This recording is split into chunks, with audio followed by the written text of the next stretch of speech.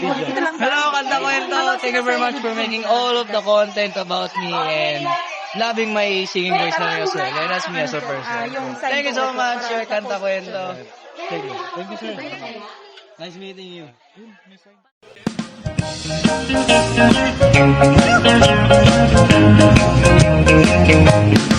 Well, honey, I love you too much. I need your loving too much. I can't love you too much. You don't wanna live in mine. I don't wanna give it 'cause I love you too much. When I want some loving, you're gone. Well, I see again, your daddy wrong. Well, I need your loving all the time. I need your loving, please be mine. I need you near me, very close. Oh, gee, please, I need you. You're the most. Oh, now you got me started. Don't you leave me broken hearted, 'cause I love you too much. Oh, yeah. Thank you so much.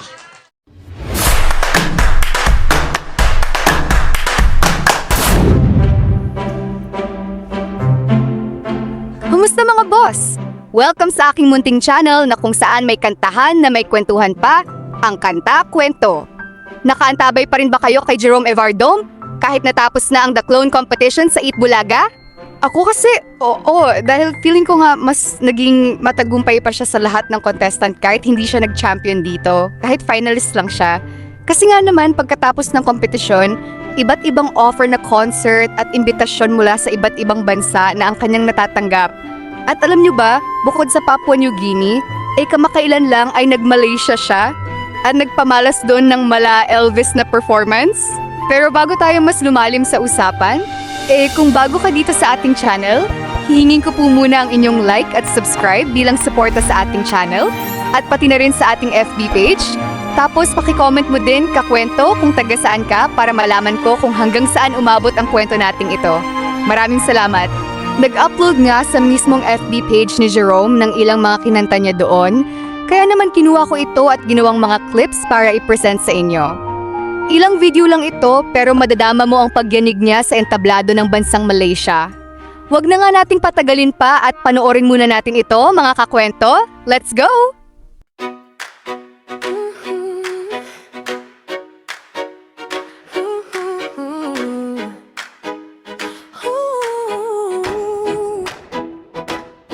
Sa harap ng camera, handa na at excited. Kanta kwento ang pangalan, lahat ay nakabitin. Mga banda sa online, underrated pero astig. Sweet notes, mission souls, tara't magpalamig. Jerome Don Pitok at Franz Freedom din. Mga musikerong tunay sa puso ay may tinig. Huwag nang palampasin, mga kwento i-share. Sa bawat nota't himig natin silang dalhin, yeah.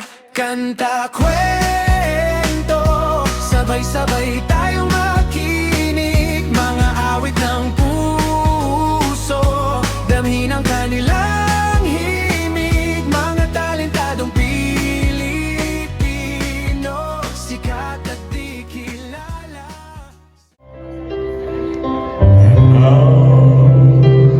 The end is near, so I face the final curtain. I've lived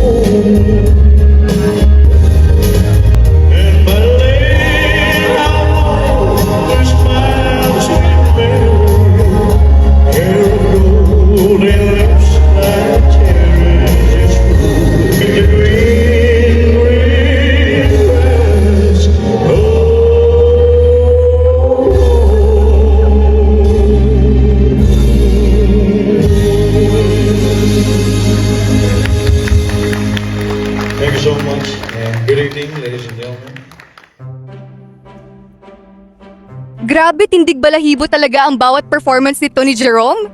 Walang kupas, parang alak habang tumatagal ay mas humuhusay pa. Hindi nagpapabaya sa talent na meron siya. Sa darating nga na September, may big concert din siya na magaganap, mga kakwento. May mga ticket na ba kayo? Kita-kita tayo doon, ha? Panigurado, maraming bago at makapanindig balahibong performance ang ipapamalas niya doon.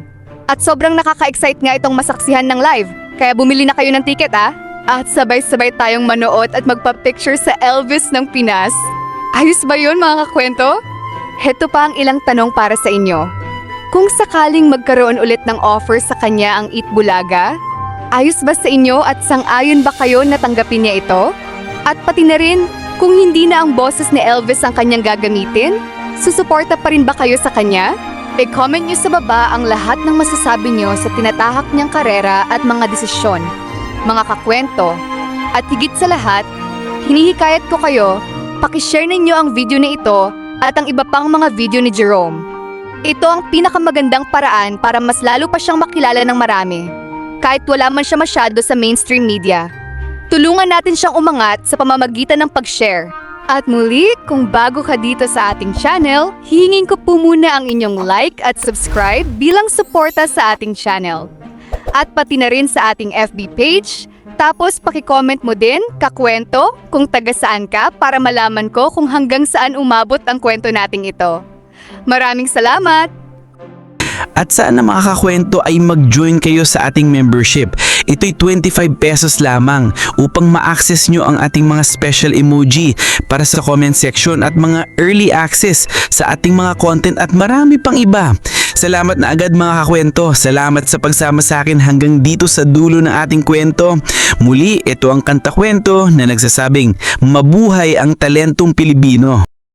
Kanta kwento, sabay-sabay tayong makinig. Mga awit ng puso, damhin ang kanilang himig. Mga talentadong Pilipino, sikat at di kilala sa Kanta Kwento. Sama-sama tayong sumayaw, iba't ibang kwento. Bawat banda ay may kwento, saan man sila galing, ipagmalaki natin to.